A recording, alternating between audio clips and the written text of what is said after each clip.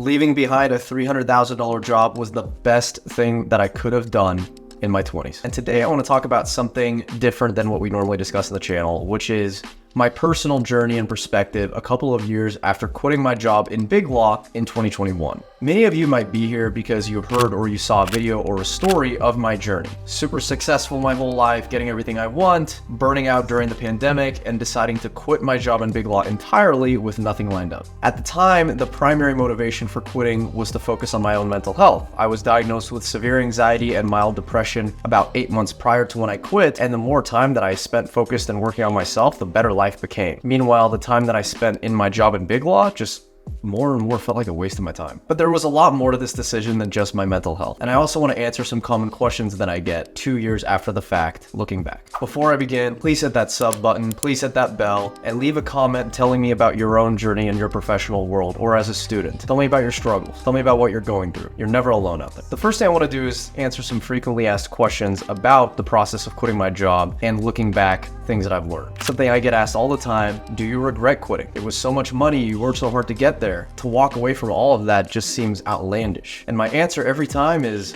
not at all. Quitting my job in Big Law not only gave me the space to work and manage my mental health in ways that I just couldn't when I was in the job, which made everything in my life better, from all of my relationships to my fulfillment in life to managing anxiety and depression, but it also gave me freedom to explore other things that I wanted to do in this life. Learning how to advocate in public for things that I believe in, stumbling into the world of content creation and realizing how fun it was, and eventually launching my own law firm and practicing law again on my own terms with my law firm For Creators by Creators PC, a project that has now become my main income earner and a huge source of edification and fulfillment for me. None of these things would have happened or had been possible had I stayed in Big Law earning, yes, that really big paycheck. So while there are some moments, definitely in the first year after I quit, when I thought about how nice it would have been to have the money and the stability and the healthcare, in the long run, there was no question that my growth in that old job was right here and my fulfillment in that job was right here. But after quitting, even when I was barely making any money from social media in the immediate aftermath, my fulfillment was up here. My excitement about life was back up there. I don't regret it one bit. Question number 2, did you have a plan when you quit? Did you know you were going to start your own law firm? Was this all a hoax or some sort of grand plan? My answer to this one: no plan whatsoever. And in this way, I think everybody should learn from my lesson, because I don't think that quitting without any plan is actually a great idea. When I quit, I legitimately had no idea what I was going to do for any money. I had savings that I knew would last me 8 to 12 months. I posted a story about my mental health journey on LinkedIn. I didn't think much of it, and it ended up going viral. I got hundreds of messages of people thanking me, supporting me. Some people told me that it brought them to tears, it saved their life. For me, that was enough that I doubled down on the use of my voice as an advocate and went through every social media channel and forum I could to continue telling my mental health story,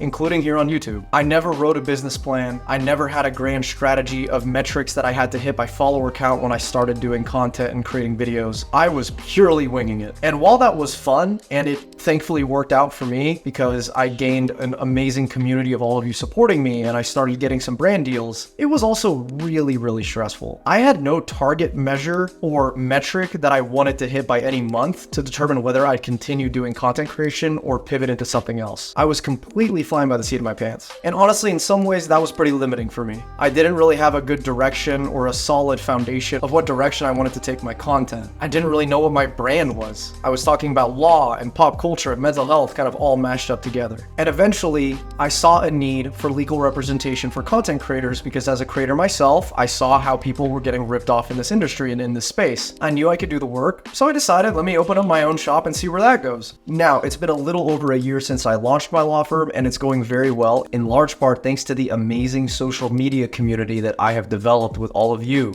and you guys referring people to me, spreading my name out there, getting clients to come my direction. So I did not have a plan when I quit, and that was really chaotic and very stressful. But at the same time, after jumping into the abyss from the safety and security of that Big Law job that I had sought my whole life, let me tell you something that I knew deep down in my heart when I quit my job that to me has been proven out in the various things that I have done in the last 2 years, from a TEDx talk on mental health to landing another TEDx talk about my I've worked with content creators, to building a successful solo practitioner legal practice, to having a face and a brand in social media. There is so much to adventure and to explore in life. And you never know where you're gonna end up, who you're gonna meet along the way, or what weird series or chain of events is going to lead you to finding that dream career or that next opportunity. Me launching this law firm is evidence of that fact. I jumped into content creation to advocate for mental health. That led me to finding joy and fun in making videos. That led me to getting brand deals, and that led me to realizing that there was a group of people out here that need more advocacy and legal representation, aka content creators. I think the biggest fear and hesitation that folks have when they're thinking about whether they should quit their job or explore something new or jump into that unknown is the uncertainty and that feeling that they're already safe where they are. So why should they mess up something that's going so well? But let me tell you something. Just because you're making good money and you're in a stable place in life, that doesn't mean that you're gonna be happy. That doesn't mean that you should be happy. If you are, then that's wonderful and God bless. But as human beings, we're more complex than being rote task managers doing the same thing every day for 50 hours a week. At least most of us are. And the most important currency that we have in this life, yes, money is crucial.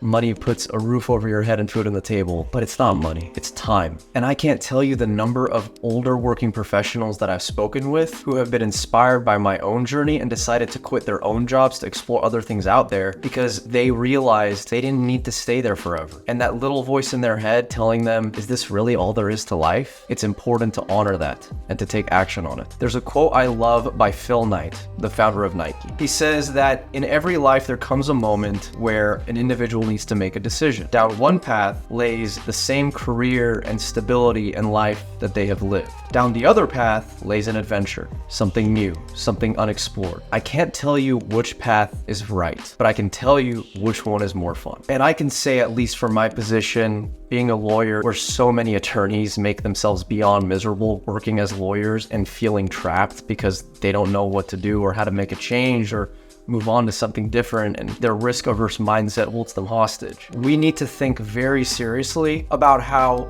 the way we spend our time needs to be focused on having fun, not just doing what we did last week or last month or last year. We live in a period of human productivity and wealth creation that has never been seen before. If you look at the graph of the total value of output we are generating for a year through the history of humanity, it is exponential what has been happening in the last decades, and that's only going to continue as technology further increases how productive we can really be. And I say that to remind you that there are so many opportunities and ways for you to make a living and to have fulfillment and to find joy out there that may not be in your current role or in how you're currently spending your time. But the only way that you're going to reach it and actually live that life out that brings you joy and edification is by taking action and going out and exploring, not being afraid to fail. I failed so many times in the last couple of years. Videos flopping. I had an entire e-commerce project with some of my closest friends. We poured hundreds of hours into this project. It did not go well when we launched on Kickstarter. Failed client pitches, you name it. But I never stopped because I didn't want to go back to the life that I was living in big law, working for somebody else, doing monotonous legal tasks for corporations to make them more money just for me to get a number in my bank account to go higher. That's not what brought me joy. That's not what excited me. So you can't be afraid to fail. And on that note, you also can't be afraid to put in the work. It's no easy thing to put yourself out there in different areas or careers or industries or even areas of life that you've never before experienced. In those moments, it's gonna feel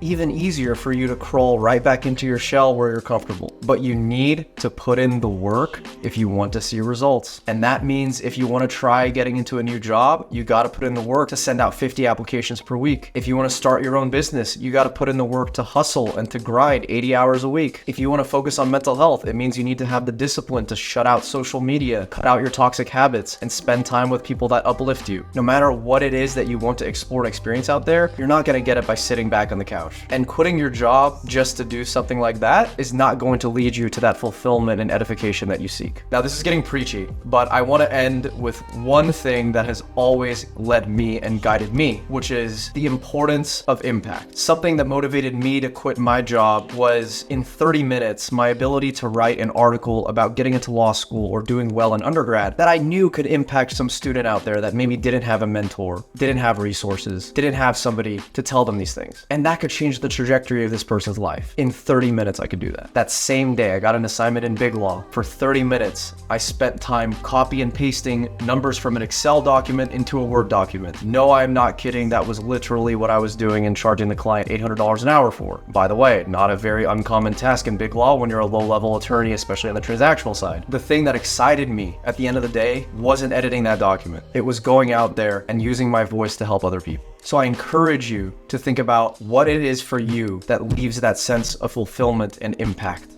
Because that's the thing at the end of the day that's gonna bring a huge smile to your face. That's the thing that's gonna motivate you to get up the next day and do it all over again. That's the thing that's gonna motivate you when things are not going well. And trust me, if you embark on an adventure by jumping out of one career into another, there will be a lot of days where things do not go well. But if you stay focused on the impact and how you enjoy making it, suddenly the failures won't feel as bad. Suddenly, when you think about how your old job used to require this, and this out of you, you'll shudder.